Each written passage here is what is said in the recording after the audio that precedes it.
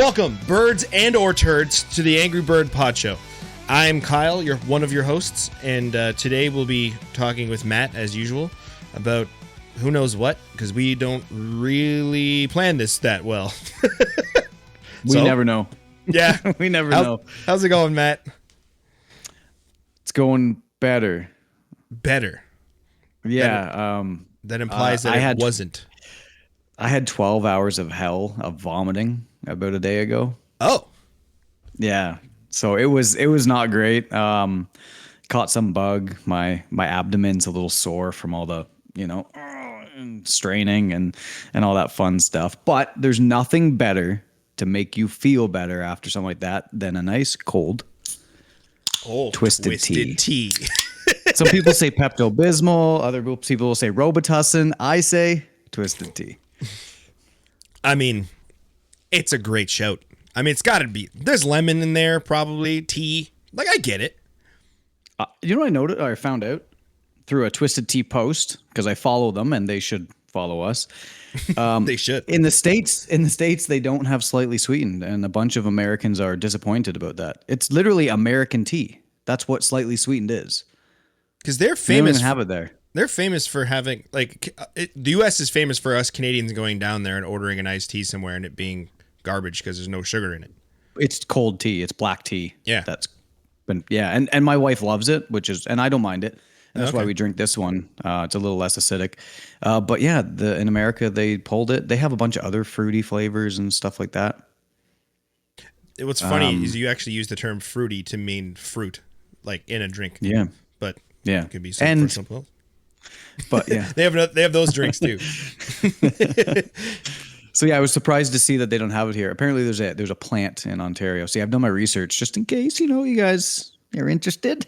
There's a twisted tea plant in Ontario. Yeah, apparently, yeah. So if there was ever any tariffs or any issues going on, and Doug Ford decided not to, sell our booze to them and vice versa, we're still good. That's perfect. That's the best news I've heard all day, I think. See, there you go. Starting off with some good news. I brought something to the pod. Usually it's you going. No, you bring tons, dude. Don't sell yourself short. No, at the start of the pod. Yeah. Oh, at the start, yeah. Actually, on that note, I have a story time with Kyle. Let's do it. So, as you probably know, historically, I grew up as sort of a city boy, and we moved to a country town, kind of away from everything. And I think there are certain things that I'm not necessarily exposed to as much, I wasn't exposed to as much living in the city as I do in the town. So when we first bought the house, there was a note that the old owners left us just about stuff we should know. And our mudroom, porch, laundry room, it was kind of like an addition on the side of, on the back, side of the house. And so that's usually where we come in out of the house. But it's not part of the original build. So it's like a dirt floor or dirt crawl space underneath. It's where the skunk was going. If people are following along, the skunk was living under there. But one of the things that said in this note was that in the wintertime, when it gets really cold, the hot water pipes could freeze because the water heater is in the mudroom and the pipes run under basically an uninsulated porch. One of the solutions that the former owners had was they ran a little extension cord with a light bulb on it, and they just plugged that in when it got really cold, and the light bulb was enough to kind of keep it sort of warmish down there and prevent the pipes from freezing. So I was like, oh, okay. And then we moved up here. People were always like, we told people we're moving to where we were, and people were like, oh, the winters up there are crazy. Like, they're so much different. And we're like, in the past couple years, we've had pretty mild winters. Like, we were like, what are you talking about? Like, it's been whatever. Yeah. Kind of across the province, it's been pretty mild. Yeah. Yeah. This winter, different story. It's actually winter. Oh yeah. It's actually winter. Yeah. Winter's happening. It's terrible. I'm kind of done with it. Yeah. I'm pretty close. So I came home from work last Wednesday, and it was during the polar vortex, or the winter shenanigans, the really cold weather. And I was just the day before kind of being like, oh, and the pipes haven't frozen yet. And then the next, like that day we came home from work and we tried the hot water and there was nothing. So I was like, I got to fix this. But partially me being a city boy is I don't have like stuff that you probably would to fix situations like this. Like I'm fairly confident with my skills to do it, but like equipment I'm not as equipped for. So I didn't have a torch or a heater or anything. Really. So we did a little bit of Googling, and sounds like sometimes people use like hair dryers and stuff. So I was like, I'll go under the porch with a hair dryer, and we actually had a little torch for like cooking. So if you're making like creme brulee or something to yeah, you torch the top. Yeah. But it's like, it's less tall than a Twisted Tea can. Not mine. No, you have the big one. And like, there's not a ton of butane in there, but I was like, I'll bring both down there with me. And to get under there, it's at the back of the house, and there's like a hatch, and I have the hatch is kind of exposed, not exposed vertically, but like if snow can pile down in this trench. So there's a piece of like a 4x8 sheet of plywood that's just kind of leaning on the house, so the snow doesn't go down there in case you have to go down there. It's a really ramshackled situation, and now I've been down there battling the skunk, which is long gone, and then also for this problem. So I'm like, I should really do something about this maybe in the summertime. So I go down there, and what's funny is when I'm looking at the pipes, I can see exactly where the former owners has used the torch before, because there's a little bit of like the pink insulation in there that's all scorched, and there's some like burn marks in some things. So I'm like, oh, this is probably the section that he would heat up, or that would be cold. So I got hair dryer in one hand, and I got little tiny butane cooking torch in the other hand, and I'm just trying to decide where the freeze is. Probably down there for 15-20 minutes, and I finally decided that like this poor hair dryer can't really, because it's heating up cold air because it's outside, really. There's not much heat coming out of it. I got the tip pressed right against the pipes. Like I haven't heard anything move. I told my wife to kind of just like jump on the floor when something's happening so that I know when it, like I can stop. Nothing happened. And then I ran out of butane, and I was like, wow, that didn't work. So then I got out, and I was like, I'll go buy, I was looking at the space down there. It's not a big space. So I was like, I'll go buy a little heater and just stick it down here, and over a period of, in my mind, hours, because this little heater would have to heat up the whole space under there, it would thaw the pipes. That's my logic. In the middle of polar vortex, so I run over to Walmart. There's not any heaters there. I asked, I couldn't find them, and then I asked someone. They're like, "Oh, it's down this aisle," and that was an aisle that literally was like, it looked like they were changing it over to be like a different new aisle, but really it was just all heaters that were sold out. It's just nothing in this aisle. So then I rip over to Canadian Tire, and I find a heater that has like a tiltable, pointy tube that I can kind of aim up from the ground at the pipe. So I was like, all right, we got this. Get back home, set that up, have dinner. I'm thinking we got to run this thing maybe overnight. I'm not sure how long it's going to take. Literally a few minutes later, my wife's like, do you hear water? And I was like, oh, yeah, stuff must be flowing. She's like, there's nothing. We didn't leave any tap open or anything. So I'm like, what's like flowing then? So I go into the mudroom, and on the side of the water heater is like a valve that when the water heater gets under some pressure, it releases. So that was connected to a pipe that was just aimed at the floor. Like there's no drain, because like I said, it's over outside, like underneath of it is exposed. It has like a skirt around it, so it's not like snow gets under there, but it's not insulated or heated or anything. Meanwhile, this pipe is just going just onto the floor. So I go grab, I happen to have a 5-gallon pail on the porch, grab that, throw it under there. And now I'm Googling like valve on the side of water heater. What do you do when it blows up? And so, yeah, it's a protection thing for the water heater so that if it builds up enough pressure, it just releases through there.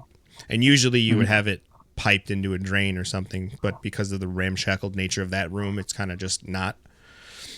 Right. So then it's a rental water heater from Reliance. And so if it actually has a little tag, it's like, if this valve goes, call Reliance. And I'm Googling and stuff. And so for the next hour or so, I was kind of battling like what to do.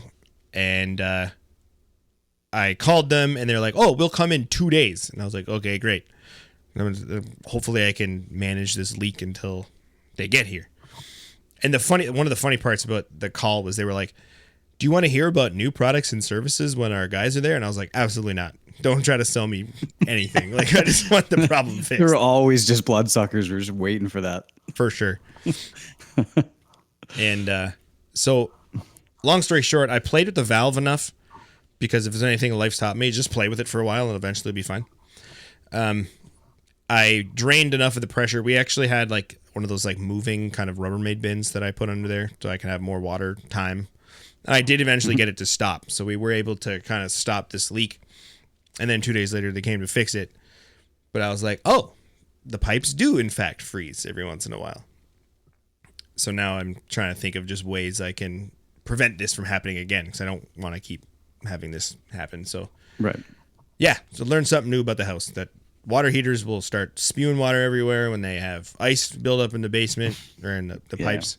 So now I'm like, my head's going like, do I redo this room and maybe reroute the pipes? Because the way this was done was clearly by someone's friend or something. Like it was probably like a guy that they knew that redid this it addition. Usually is. Yeah. So like the water comes in at one side of the house, goes into our basement, which is like a dirt crawl space, and then goes out under the porch, uninsulated or unheated, to the water heater, and then back into the house, and then back down, like into the floor, and then back into the foundation, and then up into like the sink and like bathtub and all the fixtures. And I was like, I mean, who did that? A guy from Arizona, I believe. Yeah, they called a guy up from Arizona. They're like, this guy's perfect for this job. In the summer. Yeah. Yeah, it's like just expose pipes outside. It's fine. Have you ever considered they have wire, heated wire? Some people put it on their roofs so that snow doesn't build up. Yeah. Maybe wrapping the pipe with that and it just plugs in with something like that. Maybe keep things warm. One of the sections actually does have these pipe insulators on it, but I think they've long died because they're not warm. They were plugged into an extension cord, which I then used for the heater. So I know that the extension cord had power. Right. So I think these pipe warmers are dead, but yeah. So the last couple of days we've just like, I had the heater down there, but it's gotten warmer. Like it had to have been, it was like when it was minus 25, minus 30. So it was like, when it got real cold is when there's a problem. When it's normal cold. Now that you have it taken care of kind of now, it'll probably sustain. But people are probably wondering, I was like, is this a bird podcast? Or turn on like a plumbing podcast? It's first you get here, all right? Yeah, the first part, you never know. Gotta and then listen. we'll jump into some bird stuff. We still never know. No, yeah, we don't know. We're texting Matt this morning, like, what are we going to talk about? That's every time we go to record. We just don't really know. Yeah. Whether it shows or not, we're not sure, but I don't know if this is too meta or that anybody cares. Your camera is all funky right now. Like it's like 19 minutes like earlier. It's interesting. My internet actually went out. Oh. I don't know how we didn't get disconnected. My wife, so I checked my phone. My wife was like, the internet's out. And you were gone for a while, but I could still hear you. You could still hear me. I just went for it. Oh, interesting. Cool. It's still recording. So that's pretty rad. Yeah, that's why I was like, shit, did we have our first mishap? Because we have not had a recording issue yet. So you just jinxed it hard. No, we literally just had one, and like it actually had like no internet on the corner, and it worked. I don't know how. Yeah, I don't know how you didn't lose me. Right now, you're like waving your hands and going. I just did that. Yeah, so that's how the delay is. Okay, that's not too bad. Maybe it'll catch up. You've up. Caught up now, so. Oh, that's good. So yeah. That was my last week, and sounds like your earlier this week was also not that great. So, yeah, excellent. Best thing for last week of January is just have a shitty wintry and week. Didn't do any shooting either. No. That's probably why we have nothing like no actual like topic because we didn't do it. Yeah. I did actually, interestingly enough, when I got home yesterday and picked up the kids, there was a Cooper's hawk just sitting right out of my front tree eating a mourning dove. You know, occasionally we see him come in because my neighbors like to put out all the feeders and they have birds galore, so I don't even have to worry about it anymore.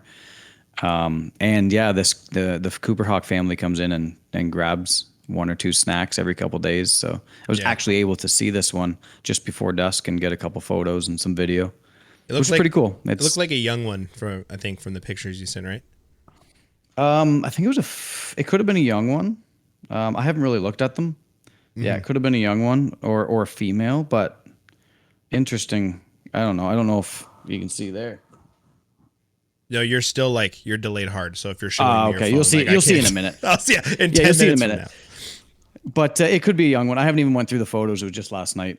I used to jump on board and be eager to look at my photos and eager to post one. And ever since kind of making that new standard for 2025 of just post once a month and just take one good photo and put it on the interwebs. Mm-hmm. I don't even know if I'm going to be able to do that each month because I'm going to try to make my standards higher, and that's not for anybody else. I guess that's just for myself. But it's nice to not come home and get excited to go through and call and edit, because a lot of the times afterwards, a couple of days later, I'm like, I could have done a lot better job at that. Yeah, it's almost rushed. Yeah, so it's nice. I haven't even taken them off my SD card. I haven't even loaded them on a computer. I haven't even really looked at them other than the back of the camera last night. So it's kind of nice. It's nice for a change. Yeah, I've definitely not intentionally necessarily slowed down from posting. I think just because I haven't been out a ton. After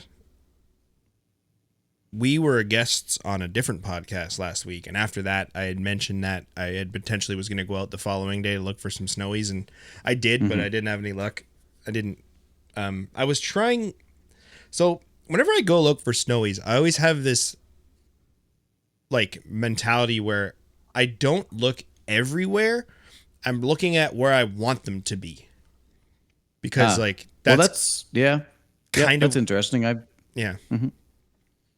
It's kind of what I do as well. You kind of see these nice areas and you almost want to drive by everything else because you want that specific photo opportunity. Yeah. It kind of might be the more healthy way of doing it anyway.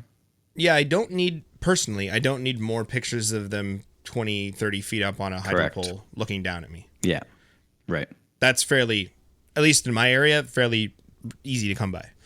I want them either on the ground, even a farther out on the ground or on a fence. I could kind of do a small in frame kind of thing, maybe. Ideally closer to the road if possible, because I'm not the kind of person that's going to go wandering around in someone's farm field. But no, you're missing out. Maybe. I have thought it has become very popular this year, apparently. Yeah. I have thought, I wonder the legalities of me wandering out on a snowmobile trail. Or legalities or safety concerns. I don't want to get demolished by a snowmobile ripping across a field. I mean, technically they are. I know people are buying a permit to be on them, but they are being kind of granted to the public to use. Mm-hmm. And in our area, the Trans-Canada Trail also is the snowmobile trail. So it is kind of multi-use. So I could walk down all I want. I still feel like you could be on a snowmobile trail, in a farmer's field and, get away with it. Mm-hmm. It's already being trampled down. It's already you're not doing any damage to it. I think you just, if you might come across the wrong guy that's just kind of, crusty like I am and maybe wants you off his land. But yep. Certainly if there's 20 or 30 people show up, that might be an issue. But yeah, I think you should be all right. And I understand also taking caution. Yeah. In a situation like that. You would suck to get hit by one, I think. Snowmobile or a bullet from well, both wouldn't be ideal, especially simultaneously. That just sounds like a bad day. Yeah, that's worse than what we had this week. Yeah, being shot is definitely worse than water heater or stomach bugs. But did you die? No, luckily not. Did you get the photo? That's the important part. That's the bleeding part, from the shoulder. I got it. It's fine. It's going to crawl back to my car. But yeah, I do think it's a healthy outlook to like, it's nice to see. I come across one last Saturday when my daughter goes to gymnastics. It's kind of in a town that on the outskirts is very well known for snowy owls. And I found a male. Nice. And it was off into a tree line or a fence line, sorry. And it was, even with the 800, it was still small in frame. I took a couple shots just to actually confirm that it wasn't a bag, like kind of that distance. Yep. But other than that, I sat there for 5 or 10 minutes to see if maybe he had any interest of moving. It was kind of one of those blustery days. You know, they don't really move on those days. They're kind of set up.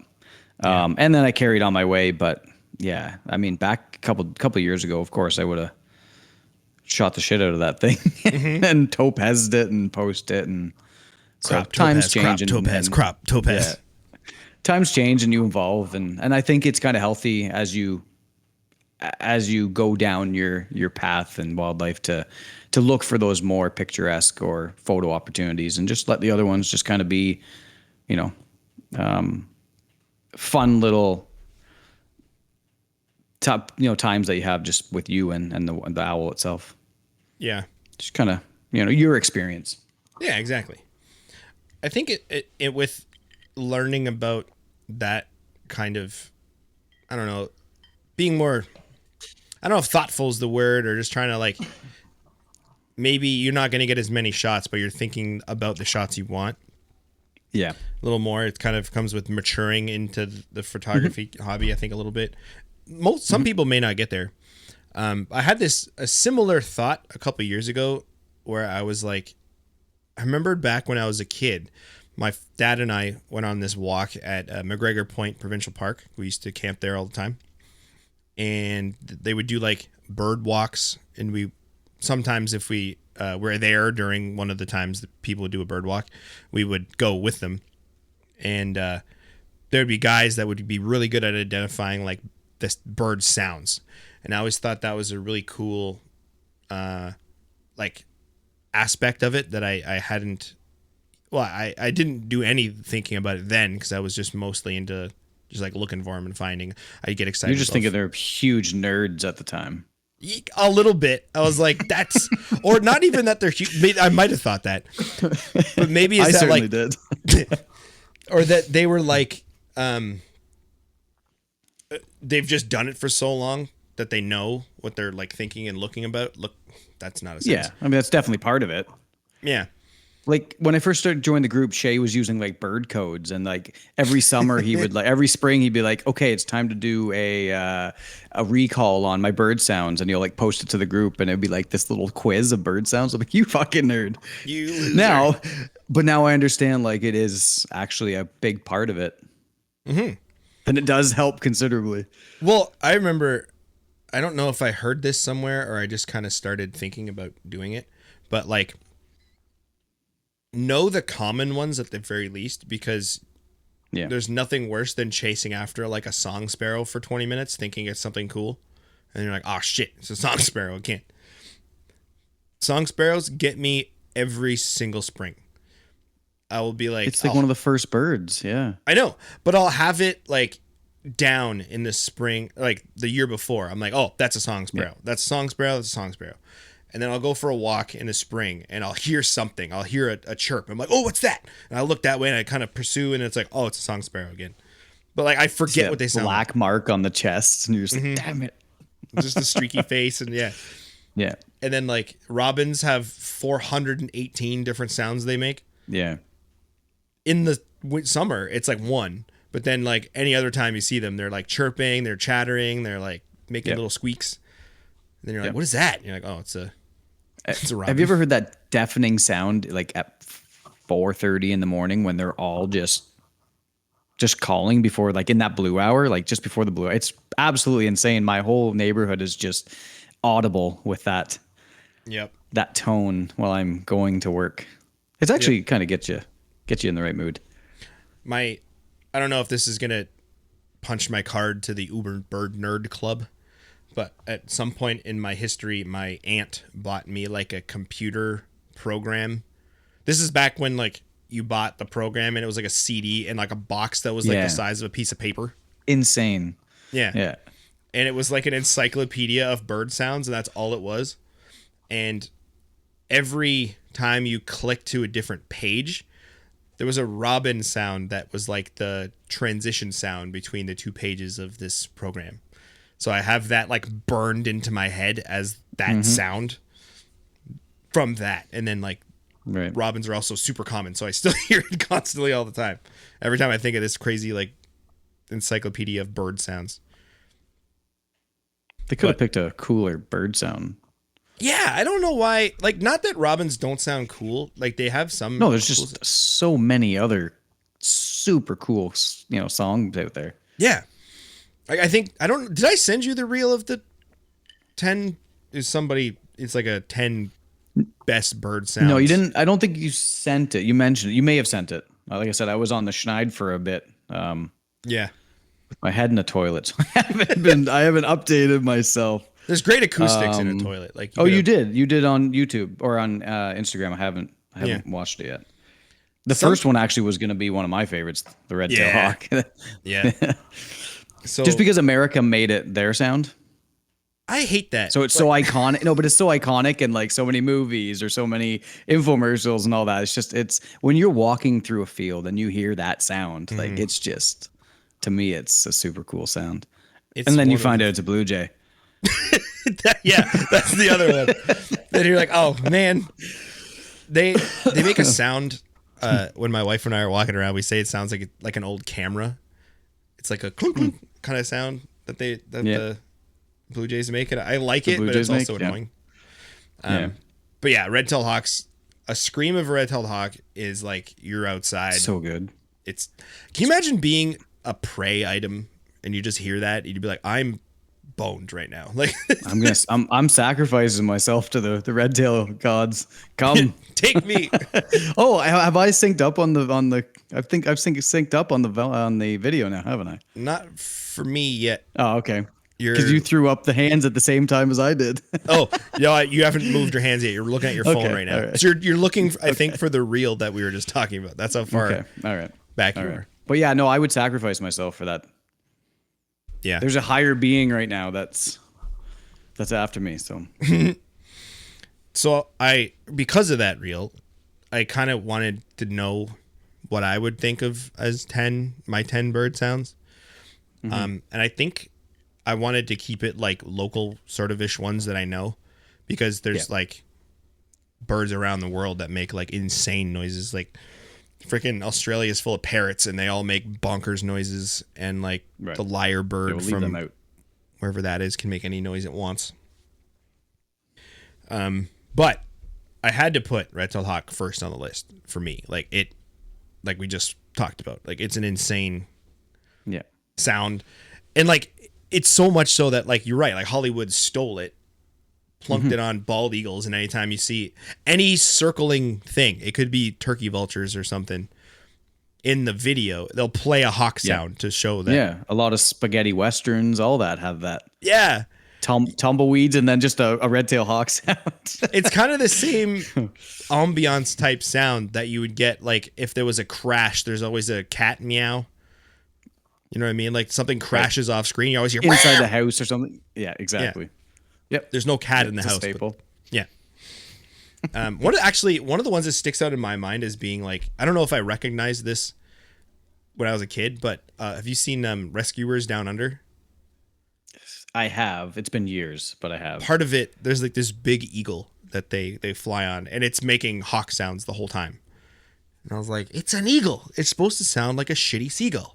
But I was gonna say, what if it did sound like an eagle? The whole movie's ruined. Yeah, the whole charade is up. Like that's my. This might be a hot take, but I like it anyway.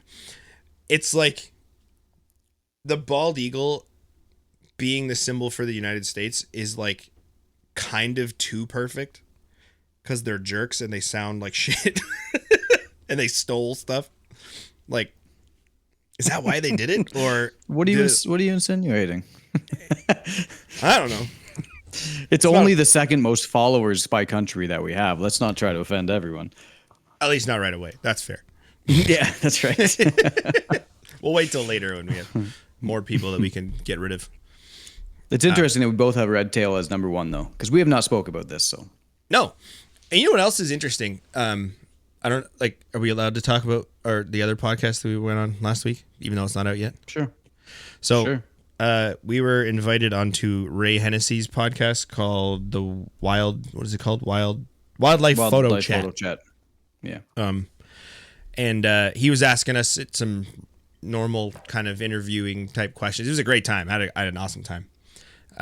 But one of the questions he asked was like something about how we started off doing bird photography, or like starting out, or something like that. And like we both said stuff about the red-tailed hawk, and he kind of like seemed like he was way past it in terms of his photo journey, and kind of remembered like how fun red-tailed hawks brought him back. Yeah. Right. Because he grew up in like New Jersey or something. So like, I mean, I'm sure. Yeah. He's had his run-ins with them. Oh man. I think they're one of the most common raptors on Earth, because I think in other places there's like a different version or morph or like subspecies of it, but it's all kind of the same bird, like all over every continent. Like they're everywhere. Interesting. Yeah. And it's like everywhere has like their version, and they're the same. Some of them have like, they don't have the red tail. It's like the same color as their back. Some do. Right. Some are lighter, some are darker. There's dark and light phases of a lot of them. So yeah. And I think some I've seen some like really, really buzzards. dark ones, and I'm like, what is that? But then you just see that faint little red, and you're like, oh, okay. There's a leucistic one. Yeah. Kind of in my area. They call it the ghost hawk. Oh, I don't like that. No, me either. I don't like. You don't like. I knew you wouldn't like that. You don't like anything like that. The gray ghost. Whatever, the gray ghost. This is the worst. That was actually like, that was like one of the ones that like kind of got me like, ooh, that's interesting. Like it kind of was intriguing to me, and then I kind of fell in love with them, which they're amazing. We've talked about it many times here. So I don't know. I'm not with you on that one, but I can see how, you know, I don't like. Actually, some of them are right. Like, you know, how, like Tundra Pumpkin and stuff like that. Yeah. Like Tundra for the Pumpkin's social cute. media, it's sure, but I mean, I don't know. Yeah. Who's your audience? 8-year-olds? I think Tundra Pumpkin gets a chuckle from people, and that's kind of why I like it. So it's like, oh yeah. But then like Gray Ghost, they're like, what is that? And you're like, oh, it's a male harrier. I don't get me wrong, anyone. I love harriers. Harriers are one of my favorite birds of prey. But it's a male harrier and a female harrier. It's not a gray ghost. Right. And why isn't it the brown ghost then? That doesn't sound as good. No. brown ghost sounds like an accident you might have had yesterday. I was worried. Yeah.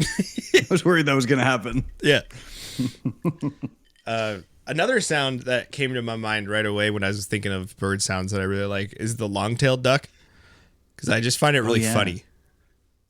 They have that quirky kind of, or I don't know what I can't even make the sound. Like it's like, yeah, there it is. Ow! There you go. There you go. It's like they're saying "ow," like someone stepped on their toe.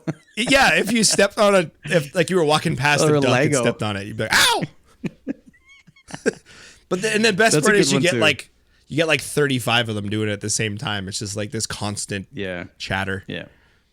That's a good one. That's a good one. Yeah, I didn't hear that either until like we started going to those parks in Toronto and like sort of started seeing big water ducks, and I was like, what is that crazy noise?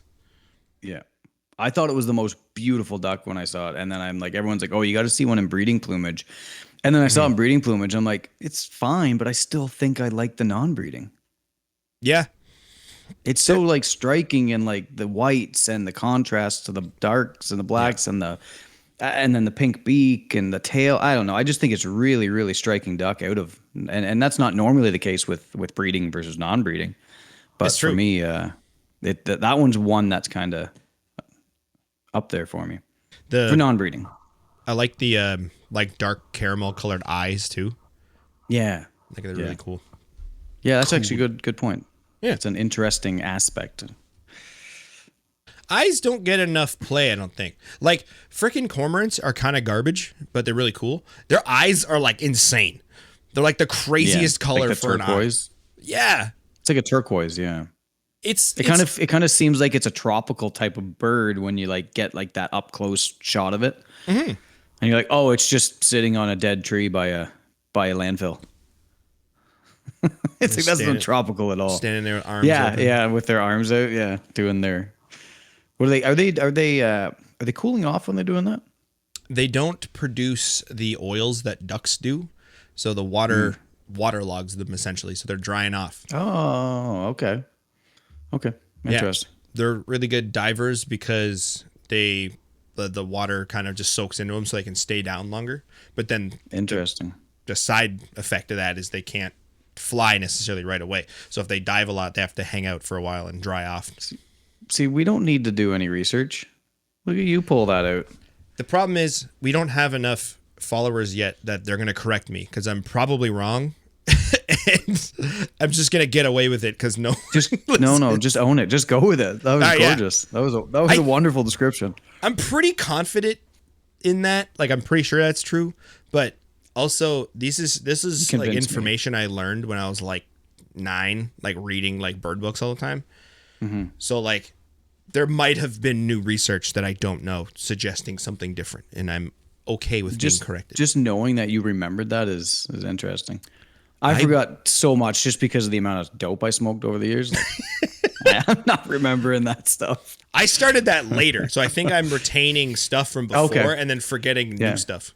They've done so much research now where like if you do it within like certain times of like development, it's not good for you. And this is what you get. This being you and I, or just you? Just me. All right, cool. I'm okay with that. Another song noise that I really like is the red-bellied woodpecker. Oh yeah, that was one of mine. Look at this. Really? Yeah, like we're lining up so far? I was thinking of more like kind of yard birds, and then I kind of went like a little bit out of like maybe areas that I visit kind of locally that maybe have grasslands and stuff. But the red belly was right there. Mm-hmm. It's an awesome sound. It just echoes through the whole neighborhood when they're active. Yeah, it's a good one. In Cambridge, when we lived there, my neighbors, they had an old, I can't remember what kind of tree in their front yard, and right at the top, this red-bellied woodpecker made a home. And like the hole, I got a picture of it. Maybe I can find it to post because it's kind of cool. The hole the thing banged into the tree was like, it looked like a hole saw made it. It was so round. It was just so like perfect. Yeah. The perfect round hole. And I was like, you did that with your face. Like, that's crazy. It is pretty. They have all day to do it. Like, that's true. What else do they have on there? Yeah, nothing. If I could focus that much on something, I might be able to make it that perfect. We have a tree in our yard too that has this perfect hole. Yeah, and they sit up there making that like noise. Like, I can't do that one. But like the first time I heard it, we were on a walk. This is sort of when I started bird photography, and we would just go out for random walks. Me and wife. And it was in the wintertime, and we were walking down a river, kind of like a rail trail beside a river thing. And I was hearing it. I'd never heard it before. And I was like, what the shit is that? And I kind of followed the sound to this old dead tree. And there was probably 5 red-bellied woodpeckers all just hopping around different parts of it, making this crazy noise. And like, it didn't sound like real. Like, they have this metallic wobble sound. Mm-hmm. I don't know if that makes sense as a description, but that's kind of what I think about when I hear it. And it just didn't sound like something alive made that noise. And I was like, that's kind of why I like that noise, because it doesn't sound to me like an animal made it. And I think that's always really cool. Right. Yeah, they call it like a quirr sound or something. Yeah. Right? Yeah. Should I play it? I have my phone up here. Should I play it? Yeah, go for it. All right. See how well it comes through. Mm-hmm. It's really quiet. Yeah. All right. I just didn't want to be too overbearing. Yeah. To me, it sounds like a squeaky dog toy and mixed with one of those like things, the door stops that go brrr. You have like the perfect descriptions of these things. Thank you. But yeah, doesn't it? It's like a skrrr. Yeah, you're right. Yeah, That was a good one. That was on my list as well. Along the lines of stuff that makes a sound that doesn't sound like it should be made from an animal, I think the king bird for that to me is the okay. Hold. How do I say it? I'm gonna say it the way I say it. Bobolink. Oh, okay. Oh, that's yeah. I didn't even have that one on my list. That's a good one. R2D2 birds. Yeah. They just beep and whistle and boink and. I remember when I was shooting an area, a grassland area where they frequent, and a bird nerd type of individual was telling me about them, and I had no idea. This was early into bird photography, and they were talking about RTD2 and all that. And then when I heard the sound, it was so shocking to me on how accurate it was. Like, instantly fell in love with that sound. There was a spot in Cambridge that I would go every year in like May, and there's a whole field and you just hear them around, like, and they always did it when they kind of flew over. They would like be perched in amongst, and then they would fly up and make the noise and land again. Yep. I'd always be looking for them early into photography, looking for them in the grasses, not realizing they're flying overhead about 50 or 60 feet. Yeah. Because I'm like, they're so close. I'm peering in the grass, kind of over the fence, seeing if I can find them. Because you'd see them further out, kind of perched on tall stalks of grass. Let's see if this works. That's so cool. That's so cool as a bird. I know. And like, that's the kind of, the sounds that I like, and that I think I noticed from me trying to write this shit down. It's not sounds that like, they're not uncommon birds for sure, but they're sounds that you wouldn't think bird first. You would think like a recording or like an instrument or like a crash of some sort or like a wobbling piece of metal. Yep. Or sometimes you think insect with some of these. Yeah, not like so much the ones we play, sparrow. but grasshopper sparrow, or even the one on my list was the blue-winged warbler. I'm a big fan of the blue-winged warbler because it kind of has that like buzz sound to it. Mm-hmm. The rattle. Yeah. Here, let's see here for people that.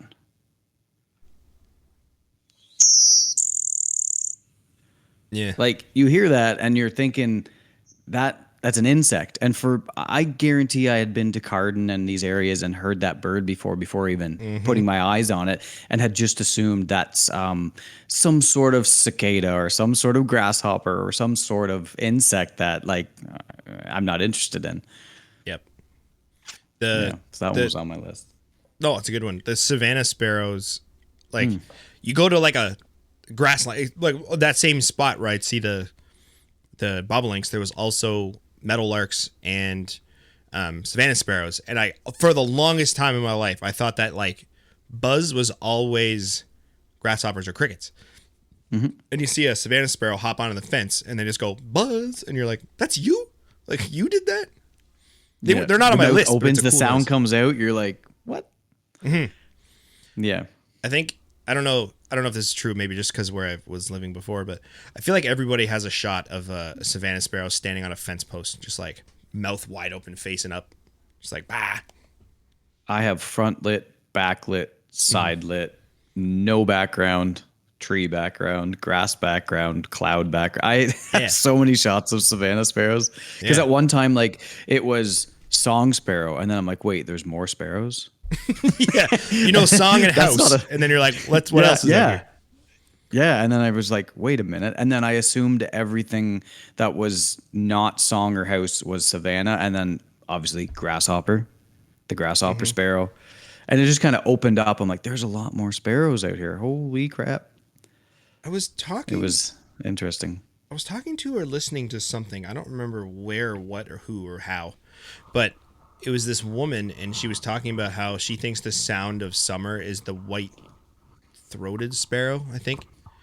She just always... That's fall to me. Yeah, like the way she was describing anyway. it was not what I thought. And I was like, oh, interesting. Is that regionally? Maybe. It could be. Maybe it's just a regional thing. I don't know. Yeah, it might have because been. don't they go north, or am I just completely I feel like off my rocker here? I don't. My sparrow knowledge isn't up to snuff, I would say, but like I always see them more often in like spring and winter than I do in summer and fall. But well, it says here in the summer, yeah, they're like. I mean, we have them kind of in our area, but they range up into like Hudson Bay and up into the Northwest Territories, up into northern Newfoundland and northern Quebec. So maybe regionally, if you live up there, you hear them all the time in the summer with their breeding calls. Definitely for me, it's more when they're coming through migration, like they come in thick, usually with the white crowned. Yeah, the picking out the one white crowned amongst the white throated is always a fun game. And it's usually a juvenile. Yeah, and you're like, come on, you could be so much cooler with your white mohawk. Yeah, exactly. I think if we're talking about bird sounds and neither of us name the next bird that I'm gonna name, like we're both wrong. And as Canadians, I think we feel like we have to name this bird. Do you know what I'm talking about? I'm gonna see if I can get you to say it. You know. Northern cardinal. Well, no, like that to me isn't one of the best sounds. It's a good one. It's a great sound. It is the sound of spring. I don't care what anybody says. It's the sound of winter. It's the sound of freaking no, spring. I know, but like, I like the spring. I don't know. When I see them perched out and everything's dripping off the houses and my tulips are popping out of the snow and there's a northern red, male cardinal out on a tree. I'm like, oh, it's springtime. Okay, I don't know. Maybe I didn't pick up what you were laying down. Oh, loon. Loon. Common loon.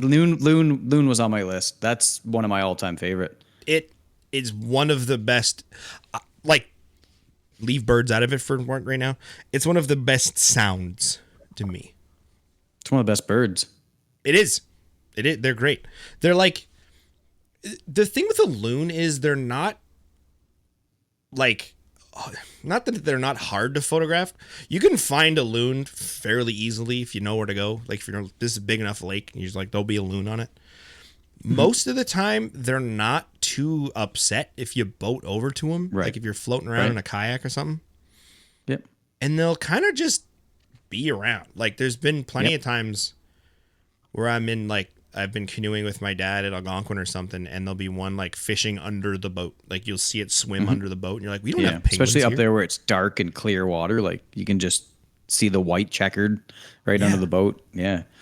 Yep. And it's so cool. Yeah, almost any lake, they just seem to be, respective of you just being there and being around them. Yeah. That is one nice thing. They're top notch. They're a chill bird. They're a really cool looking bird. Like how often do you we talked about with the long-tailed duck, how the contrast of them is great. They have the black and the white and then the browns and stuff. But like it's not usually like they're usually primarily white with black parts. The loon is the opposite. Right. It's like all like matte black with like red eyes and like a nice checkering of white. They're in the tux. Like they're I think that's also which that's what adds to the toughness of photographing them. Mm-hmm. Even though they're easy to find, most lakes in Ontario have them. Most lakes in Ontario have breeding ones. They're very accessible. Every cottage lake, everybody knows a cottage has the sounds, but they're extremely hard to expose correctly in anything but overcast light. The big diffuser. In overcast light, you can mess around, but then that's when, exactly. But that's when like the water doesn't play in your effect. You're not getting any colors from trees around. You're getting kind of those metallic colors from the sky in the water. But yeah, they're one of the toughest birds to photograph, I would say, even though they're one of the most accessible. And I think just because their plumage. Yeah, and that's part of the fun with them is that the common stuff that's still a challenge is fun because you can practice, you can kind of hone skills on those birds. Yeah. For me, and I look forward to it every spring when they return. Like I'm chomping at the bit to get the kayak out and start going for them. We should plan a trip or something. Do you have an extra kayak? Because I don't. I do. Yeah, I have Perfect. I'll come over. And I have great kayak or loon lakes with usual breeding. I found twins last year, so That's awesome.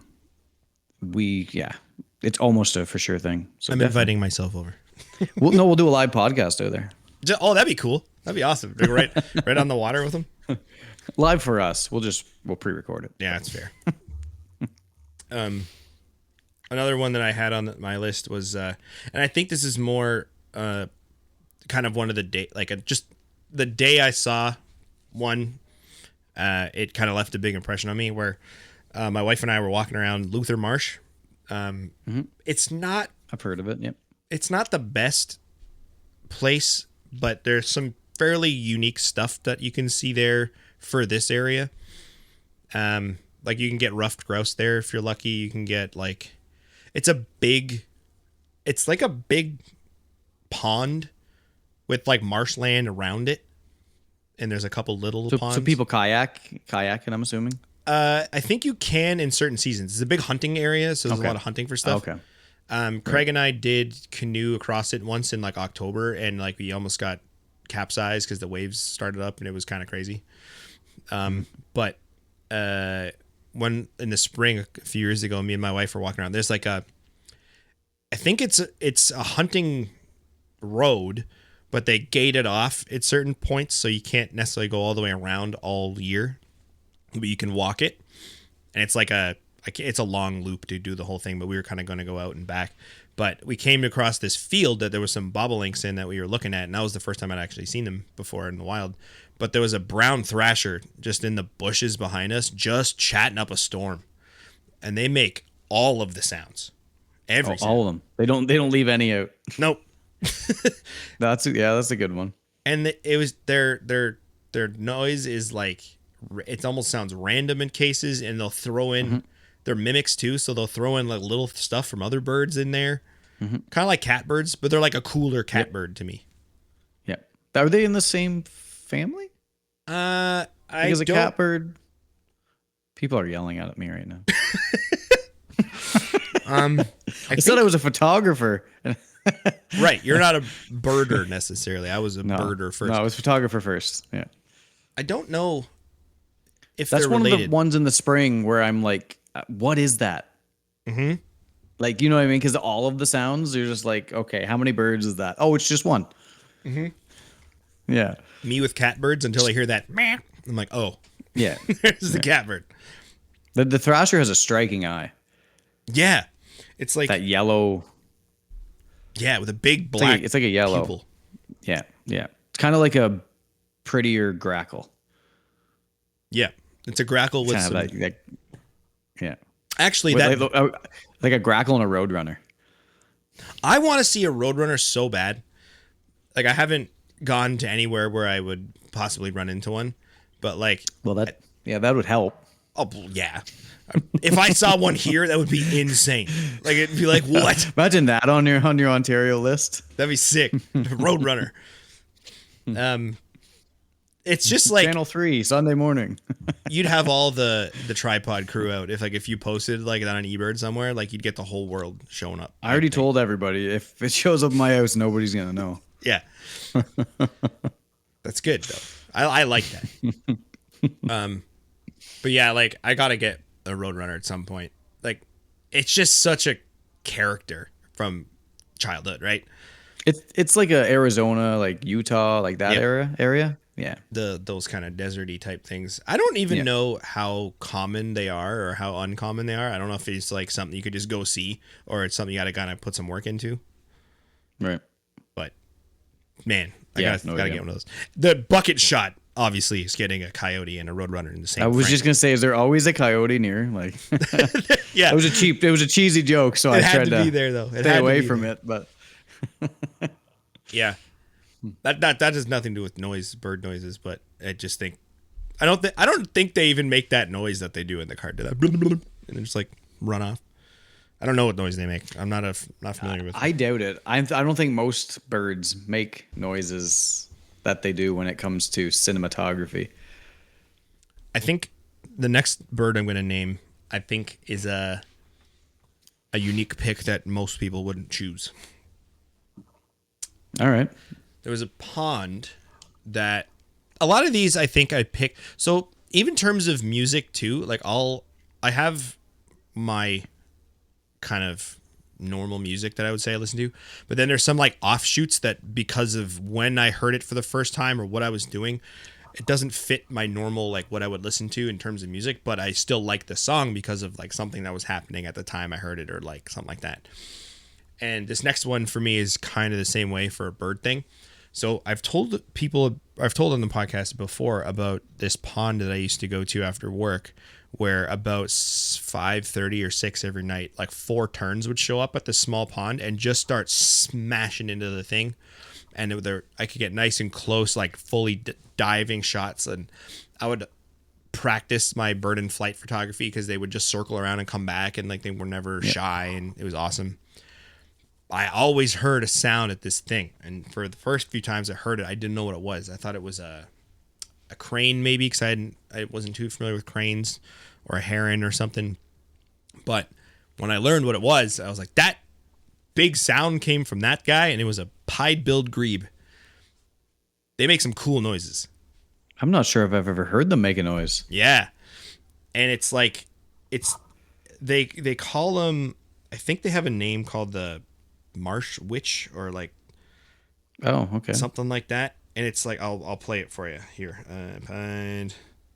Wish I could spell. It sound like this.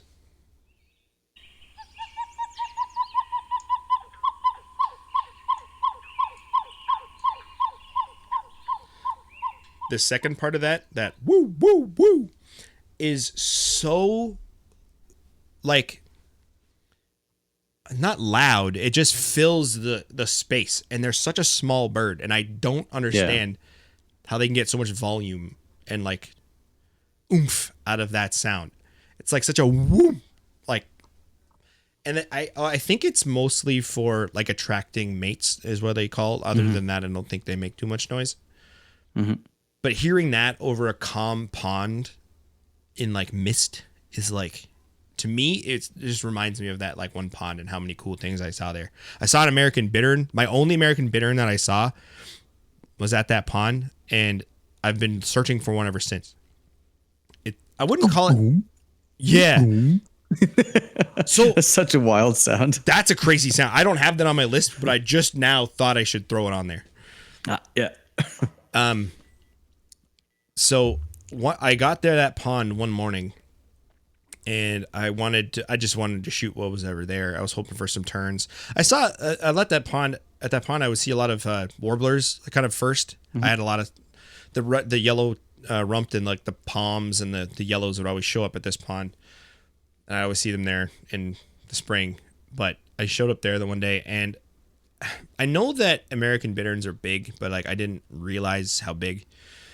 And I didn't even see it, but there's this like kind of a chute, like there's a path that goes around it, and then there's a few like chutes that just go down to water level where probably kids because this is like a drainage pond for like a subdivision, so it's not even like it's a man-made pond. There's goldfish in it, like people threw goldfish, and that's what the terns usually eat. And I was trying to go down this thing, and then this big bird flew out of the bush like nearby, and it flew all the way across the pond and over the reeds, and then like back behind where I couldn't get to it. And when I was staring at it, because my sister-in-law recently got into birdwatching, and she was asking me like how I go about like identifying birds kind of while they're moving and stuff, and I didn't realize that was something I kind of did or had like an order of operations to like know what I'm looking at. So I saw it, the bittern flying away, and I was like, that's not a heron, but it's heron-ish. It's brown, it's almost as big, it has a similar kind of like flapping style, and its legs were sticking out the back. But I was like, but what is it? And I was like, it's not a crane, because its neck was folded in. And it was like, I don't realize that I do all those identifiers or calculations in my mind. I'm like, neck's folded in, wings are doing this, it's flapping like this, where its legs, right. Like what's the flight path look like a goldfinch is the up and down and chirps at the bottom of all of them, and like that kind of stuff. But I was like, I've never seen American bittern since that time, and it was flying away from me, and I didn't get a picture of it at all. I'm like, I need that bird. They're tough. Yeah. I've heard like 3 or 4 of them calling in a marsh right beside the road, and there's not a lot of marsh for them to be in, and I can't even spot them half the time. More than half the time. They're so tough. They literally like stand with their head up like a reed. Unless you spot a little bit, unless you spot a little bit of movement, which if someone's around, usually they don't. Most of the time, like your instance, I see them. It's when I have flushed one, not even realizing it's there, just gone. Scares the shit out of me.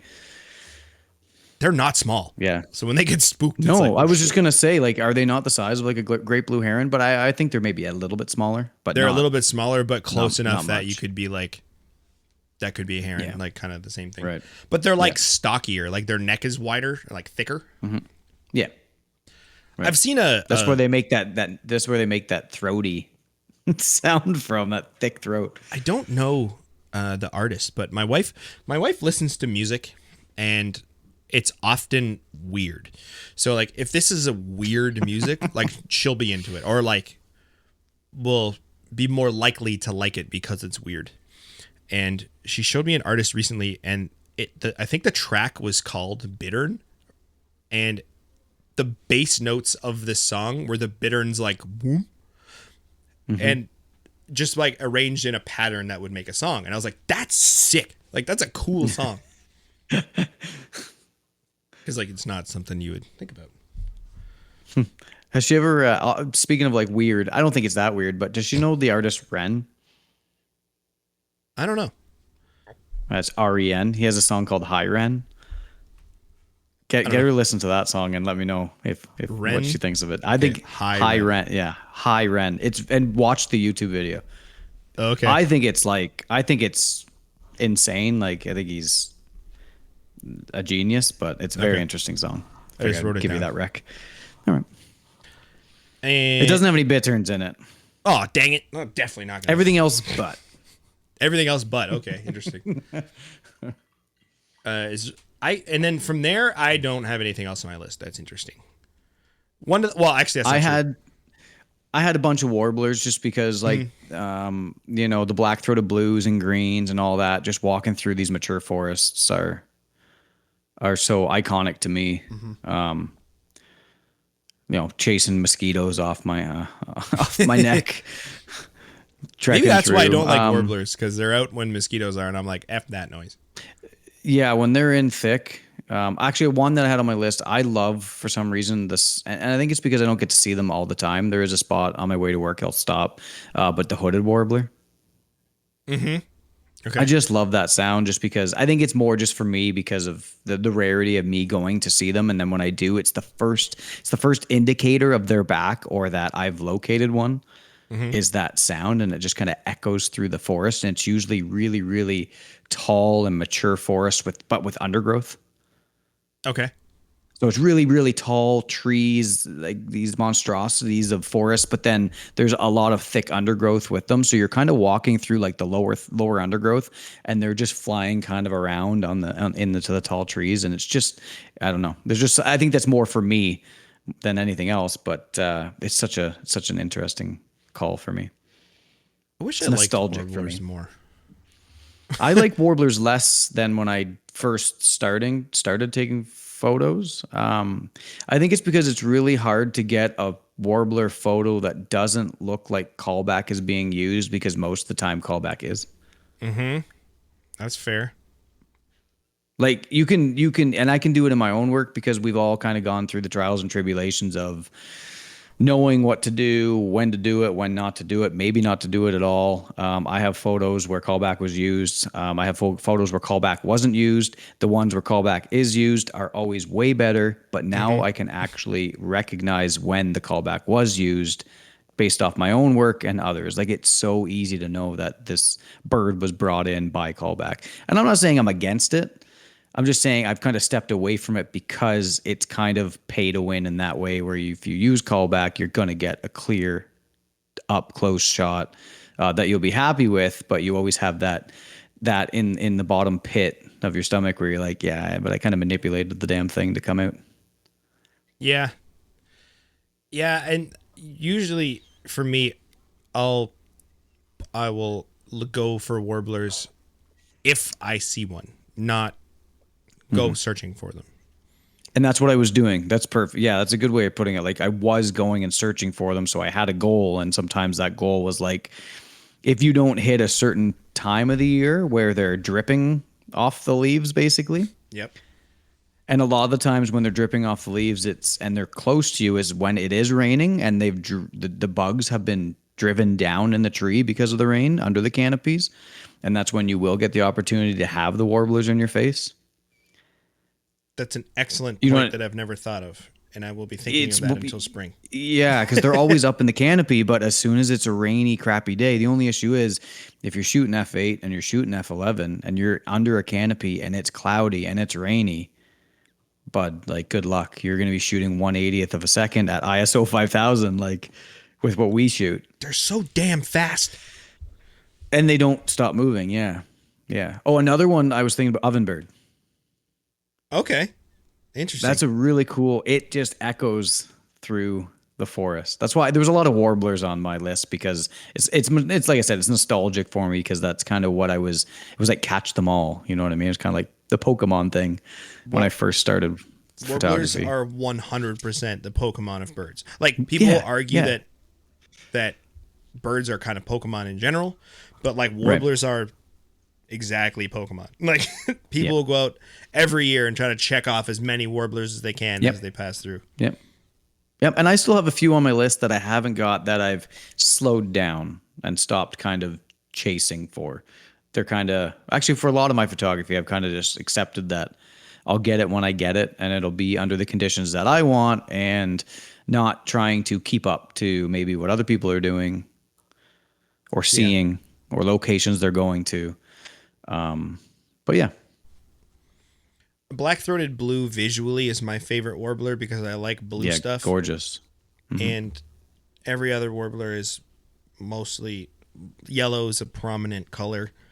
I don't dislike yellow. I love yellow when it's on a twisted tea can.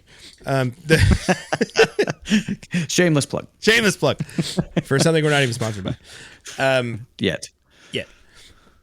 I just have always liked stuff that's blue. So there's a warbler that's blue, and I saw my first one last year, and it was random. I just happened to be walking around this park with that a lot of people do go to in the spring for warblers, and people were standing. I think they were shooting. There's a bunch of people in this park. Like it's in the middle of a big city around me, and I think just because it's a park in the middle of a city, like a lot of the birds stop there for a little bit and then move on and disperse after. And a bunch of people were looking at, I think it was even like a yellow rumped or something. And I looked a different direction because I had heard that they had seen black-throated blues there. And I had heard that they really like kind of like fallen brush type scenarios. And sure enough, there was one bopping around on this little pile of sticks, and freaking warblers just so hard. Like, if your focus isn't sort of in generally the distance where it is, like, good luck. You'll like put it in your viewfinder, and then you'll focus on the stick, and then it's meanwhile hop to two other ones. So you got to chase it around for a while.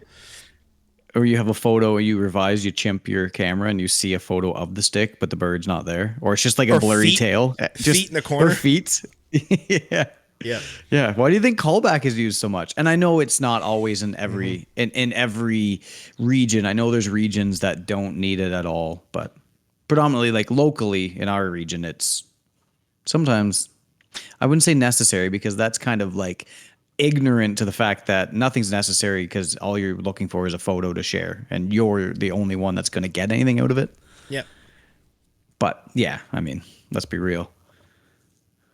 Yeah, no, there was a place near where I used to live that someone found like I think it was like an A-frame like thing set up with a speaker on it, just playing warbler sounds. Like just, there was no one even around it when they found it. I was like, what the shit? Like, But I think they like someone should have put a cutout of Chris Kattan from Night of the Roxbury? Yeah. Where he comes out, hold the speaker. What a good movie. Oh, it's one of my favorites. It's so funny. I broke the window. I saw this this reel, and it was Chris Kattan, and he comes out and it says Donald Trump. And then it has like his dad, and it's like Biden, and then has his mom or something, and it's like Kamala Harris, and they're like, no, don't do it. And like the American people were his brother Steve, and he starts bobbing his head, and they're like, what are you doing? Don't bob your head. It was actually pretty comical. But anyway, when they're walking, regardless what your political views are, that was classic. Yeah, when they're walking up for their business meeting with Mr. whatever, and he just like eats shit, it just slips. Like that's one of the funniest wipeouts like ever. Oh, the guy that owns the club. Yeah. Oh, I can't remember his name. So Zadir. Mr. Zadir. I was thinking it's Zadinsky or something, but it might be Zadir. I think it's Zadir. Something like that. And they're going to have their business meeting with him, and they just like he just eats shit in front of the desk. Eat shit on the sidewalk, or in the front. Yeah. Yeah, it's so good. Great movie. That sums up like our personalities perfectly. We could be Doug and Steve Butabi. I like when they're like loading the flower van and just like throwing it in. Yeah, Will Ferrell's like gently placing it in. Chris Kattan's just hoofing him into the door. Yeah. Because he's pissed off at his dad, took his phones away. They took their big flip. Yeah. I like They didn't even flip. They were just big, chunky Zach Morris phones. Oh, why? Okay. You're absolutely right. Why is that phone this? I mean, from Saved by the Bell, like everyone knows that. But if you say the Zach Morris phone and you're about our age, you know exactly what the person's talking about. Yeah. He didn't have it till the later years of like, the high school part, but it was so pivotal. Yeah. And he just had it in his back pocket all day. Like, what? Yeah. Like, that thing's massive. You got back problems, bro? Does now, probably. Oh, man. I wonder what that actor is doing. Like, oh, Mark Paul Glossaire or whatever. He was in a show pulled that out. He was in a show like 10 years ago. I think he was like a lawyer with some other guy. That's all. Really? Yeah. It was like some lawyer show or something. Riding out his career on like freaking Saved by the Bell check still, or what? You easily could, or he easily could, I suppose. I always watched that show. I think it was on before I went to school. Like I would just like flop it on, and then one of my favorite seasons is when they were in summer break, and they went to Kelly Kapowski's grandpa's surf shack, like surf a hotel in Waikiki Beach, Hawaii. Oh, okay. That's ringing. And then one bell in my head. Freaking went there in 2019, and like it was so amazing. Oh, that's awesome. That's so sick. Yeah, we went to Waikiki Beach, and I just felt like I was part of the crew. It was so good. I liked occasion like they did the seasons where they were in like college and stuff too, which was kind of funny. They weren't as good, years, but yeah. The football player like kind of like chaperone guy was pretty funny, and yeah. One of my favorite shows. I don't know if it was necessarily one of my favorite shows, but I watched it a lot when I was younger. I haven't seen it in a long time. You know what's funny? A few years ago, I was just like thinking about shows that I hadn't seen in a long time, and I threw on an episode of Power Rangers because I used to watch Power Rangers all of the time. Yeah. It's the pink, so bad. Pink Power Ranger. That was everybody's first crush if you're our age. Like, what was her name? Kim? Kimberly. Yeah. No, Kimberly. Yeah. Yeah, it was Kimberly. Oh yeah. The shows are all the exact same recipe. Same thing. Yeah. I will give you the recipe. The recipe is the kids are hanging out. All of them are hanging out at the gymnastics gym, and those two like gotta stay flexible. Yeah, those two like idiots. They're like dressed in like leather vests and flannel. Will like cause some ruckus, and then there'll be like an argument, and then they'll have to like settle the argument peacefully before it gets to like fighting. They're like, no, we have to like talk through this. And then some shit will go down, and what's his face? The floating head guy just like calls them all in. And so true story, the evil lady is named Rita. And in elementary school, our secretary was named Rita, and I always thought she was evil. because she had the same name as the bad lady from Power Rangers.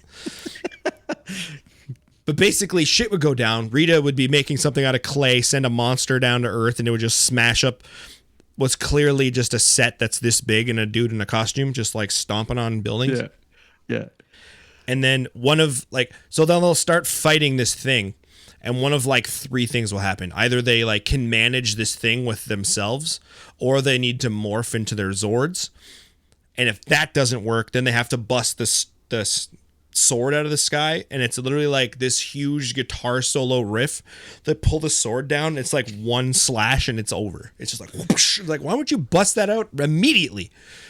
You show up at any conflict, bust the sword out, wipe the floor with it, and go home. Don't you realize they're trying to prevent conflict at every case? Like, no, we can't fight them. We have to talk to them. Yeah.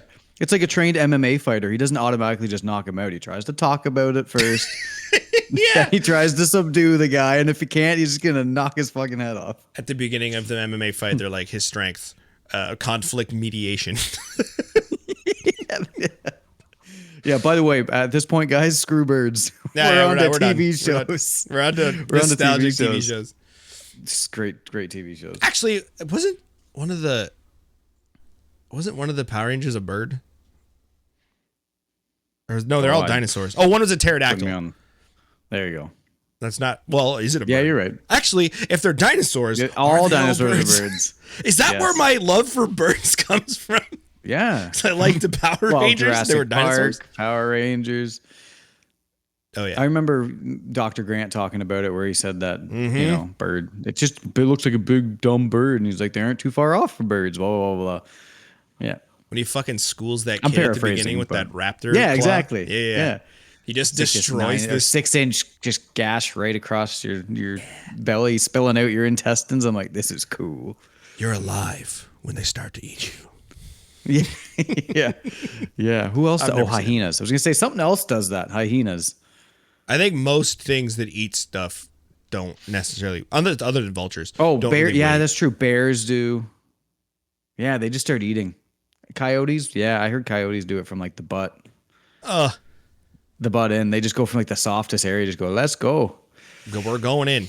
I guess. Sure. Don't. Someone's got to fact check me. We need a fact checker. Hey. Swinging this back to birds, because you talked about eating gross meat, and I thought of vultures, because obviously that's the next thing that you would think of. Yeah. A couple of weeks ago, I went with Craig to buy. Well, I didn't buy anything, but it's kind of a funny story, but he rebought a car that he had. So he bought his Fit back. Did you know that? I was gonna say a Honda Fit. Yeah. It's because I told him I was upset that he got rid of his Honda Fit. Yeah, he bought it back. He still has the Outback, but he bought his Fit back. Yeah, of course. And we went to go pick it up. And hold on, his exact Fit? Yes. Okay, I thought maybe it was just a different one. No. So I don't remember exactly how, but he was just like perusing something and then found this ad for a Honda Fit, and he was looking at it, and like he he took the gear knob off because he was like, I want to keep something, and then the badge from the back. So like this car didn't have it had a new knob and the badge was missing. And he's like, I think I made that dent in this scuff. And I think this was my, so then he offered like a half price from what they were asking. And then said, this is my car. Like, here's what I did to it. And then they were like, the salesman thought it was funny. And he's like, we've never resold someone's car back to them. So like, we thought it was hilarious, and we're not going to make much off this car anyway. So like, yeah, we'd totally sell it back to you. So we went down to pick it up a few weeks ago. Yeah. But on the way back, we were coming back, and I saw, it was a sunny winter day, but this was literally in January, I think, like 3 weekends ago. I saw turkey vultures here. Interesting. And the other day I was driving back, I was at work, and I was driving back from one of our branches, and I saw a turkey vulture near Stratford. And I was like, and it was it was cold that day. And I was like, there's no way that was a turkey vulture. But do you think that they came back to just make a fool of me? Because I said that you'll never see one in the winter up here. I don't think they left. So the day that we saw them in Hamilton, when we were coming back with Craig's car, it was really sunny and a nice day, and there must have been a thermal coming off like the highway, because there was a couple of hawks and a couple turkey vultures. So I knew, like, I couldn't have mistaken one for the other. There's another species, right? Right, they're both there. Yeah. Because sometimes I'll see a harrier gliding and they kind of have a V shape. Yeah. And I'm like, that could be, but then it's low, and then I start flapping. Yeah. I'm like, that's not one. But like, I love a turkey vulture. Like, they're one of my favorite birds. And I was like, especially the day in Hamilton, I'm like, those are turkey vultures. So I was like, I wonder if they're living around this area, and for some reason they just stuck around. My wife, I was telling her about it, and she thought maybe that they were older ones and realized that they couldn't have made the migration or something and just stayed around or something. And I was like, I don't know, maybe. I don't know. I didn't ask. It's like it's death either way. So let's just chill out.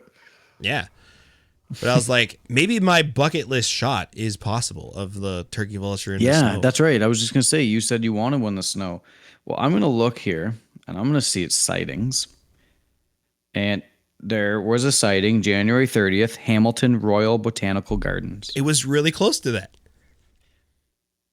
It was on there's a lot of sightings in the Hamilton area. They must live. Some by Waterdown. Yeah, Waterdown. So that big. Did you ever go down Highway 6 and go down the hill towards the IKEA, or is that's way too far away from you, isn't it? Yeah. I've been that area, but not enough to know it like that. Okay, yeah. It was right close to the botanical gardens in Waterdown, like in that same area. Yeah. Interesting. I'm just gonna send you. This is just not for the pod, but I'm gonna send you that screenshot. Yeah. Of all the sightings. So maybe that's something you should try to focus on. Instead of heading to the city, head to the other city, the old what would you call it? What's Steel Town? I hate it. The Hammer. Like the Hammer. That's dirty. The Hammer. Well, there's the Big Smoke, which is, the 6, Toronto. Yeah. But yeah, the Hammer. Yeah, look at that. They're freaking see them all all over the place. Yeah. Yeah, right up at only the top. In Hamilton though. Like, if I look everywhere else in the province, like, there's nothing. It's all right around that area of That's exactly where I saw them too. So it's like, now that confirms it. See, I'm not lying. Well, look, unless I'm in cahoots with all these people on eBay. I'm looking forward to you getting that shot. I want to see big flakes. That's literally what I have in my mind. I want to see bokeh of the steel mills from the other side of big smokestack in the back. Yeah. Hell yeah. Get the Hamilton feel. It'll be all gray. Hamilton's always gray. You guys look out for that. That's going to be an epic post. It would be. Well, it's in reach now, so. It's true. Yeah, and when I saw the one towards Stratford too, I was like, maybe. And like, this isn't a winter where I would think I would see one. Like, the last few have been last mild. year. Yeah. Yeah. This winter sucked. I usually like winter, but like, it's just been too much even driving in, and it's frustrating. I'm so happy that I got the snowblower running this year. Like, it's been indispensable. Yeah. I'd use mine again yesterday. We got another 10 centimeters, 12 centimeters. Yeah. I used it on Tuesday, and then Wednesday, and then Thursday, I think 3 days in a row. Yeah. Yeah. Used it more in your car this week. No, I didn't use it today. Today's Thursday. So I used it Tuesday and Wednesday. Wild. I did. Well, almost. Yeah. I think tomorrow. I'm off. Oh, you're off for tomorrow, right? Yeah. Yeah, me too. I may do some snowy searching. So that's kind of the next thing on my mind. Maybe. I also am leaving the possibility up there for me being lazy and just not and playing Zelda on my Switch. Dude, for a while. That's exactly what I'm either sitting around and playing video games on my computer, or I'm going to go out for a hike. Yeah. Maybe I also have Sunday morning, which we could message me in the morning and say what's your plans, like, and get then out whatever of bed, you or I decide put some to do. Pants on. If you're like, bro, I'm hitting Zelda, I'm like, all right, I'm gonna power up the computer. Yeah. We're not gonna have anything else to talk about on the pod next week. We'll be like, how far did you get in your video game? I think I am gonna go out Sunday. I think old Keith McGarity wants to go out, so I think we're gonna go out Sunday. Any plans? Hit like up our. That owl? We're just gonna stomp around the owl area, woods, yeah, and there's literally nothing else there than potentially, like, I've only seen a chickadee, but It's good to walk around with Keith. He's good stuff. So I kind of want to find a woodlot around me and just wander around, but like I don't. It's nice. Know where to go. Like I don't know the area. I don't know the area. I don't know what woods I'm allowed to walk in because a lot of them are near farmers' fields and stuff. Find local like trail maps. Like there's a lot around me. No, because there's apps called like All Trails and stuff like that, which you can at least okay. I have All Trails. There's one place that I'm thinking that I might try. So, and it's not too far. It's just like a kind of a city woods in the town, and a guy who I talk to occasionally when I see him when I'm walking the dog. My dog's best friends with his dog, so we have a chat. And it's for the dogs, yeah. No. Yeah. And he was saying that he sees a lot of. He's a hunter, so he's out a lot. He likes birds too. He has I think he has a. What does he have? He might have an R7 actually. We've talked about. Or maybe it's an older DSLR. Maybe it's like an 80D or something like that. But I think it's it's like an 80D or a 90D with the 150 to 600 contemporary. With like a 45.6. Yeah. A 405.6, sorry. Yeah. Oh, that's the Dwayne special. The Dwayne Patton special. It's a 40D. And he can talk all about it when we get him on the podcast. That's goals. 2025 goals. I know what your goals. Turkey, vulture, and snow, and Dwayne. And Dwayne on the podcast. Hell yeah. But yeah, so I'll hit you up in the morning, and we'll see if we can crush some birds tomorrow, or play video games. Yeah, we got to give these viewers of ours something. True. Something to listen to. So hopefully we'll get lucky. Yeah. We're probably just going to sit on our asses and play video games. To be honest, that's very high on my list of priorities tomorrow, but I do want to get out for at least a little bit. So hopefully I can. If you're not here for the content, you're here for us. So exactly. Yeah. Well, I guess that's been episode 12. 12. We're further than I expected to ever get. Yeah. I think I like it. It's a lot of fun. It's probably my favorite thing that happens consistently every 2 weeks. I agree. Our little bromance. It's or catch up. Burgeoning. Is that what it's saying? Is that a word? You can sure. Burgeoning romance. Burgeoning bromance. Oh, yeah, I like it. All right. I think it's my turn, isn't it? I think it is your turn. If you're still here and listening to this, thank you. It's surprising, but thank you as well. If Twisted Tea is listening, delicious. Sponsor us. I think this episode is going to be called Twisted Tea. Please sponsor us.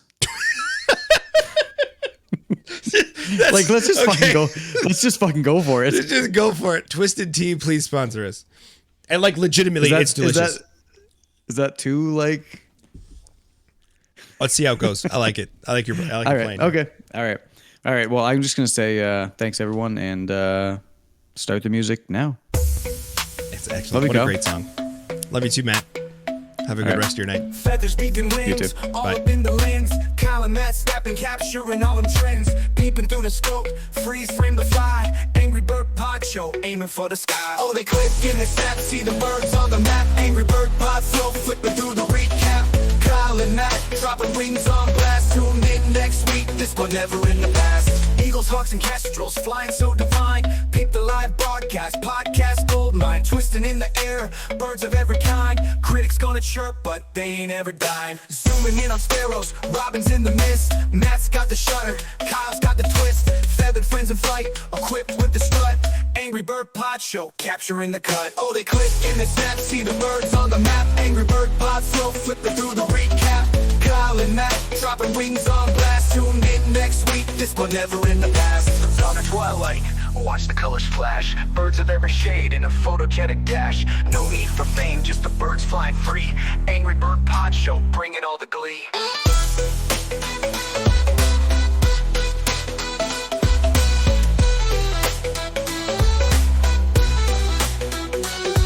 Oh, they click and they snap, see the birds on the map. Angry Bird Pod Flow, flipping through the recap. Kyle and Matt, dropping wings on blast. Tune in next week, this but never in the past. Eagles, hawks, and kestrels flying so divine. Keep the live broadcast, podcast goldmine. Twisting in the air, birds of black so fine. Brain Matt, dropping wings on blast. Tuning in next week, this part never in the past. In the past. Tuning in next week, this part never in the past. In the past. Zooming in on sparrows, robins in the mist. Matt's got the shutter, Kyle's got the twist. Feather friends in flight, equipped with the strut. Angry Bird Pod Show, capturing the cut. From dawn to twilight, watch the colors flash. Birds of every shade in a photogenic dash. No need for fame, just the birds flying free. Angry Bird Pod Show, bringing all the glee. Oh, they click and they snap, see the birds on the map. Angry Bird Pod Flow, flipping through the recap. Kyle and Matt, dropping wings on blast. Tune in next week, this one never in the past.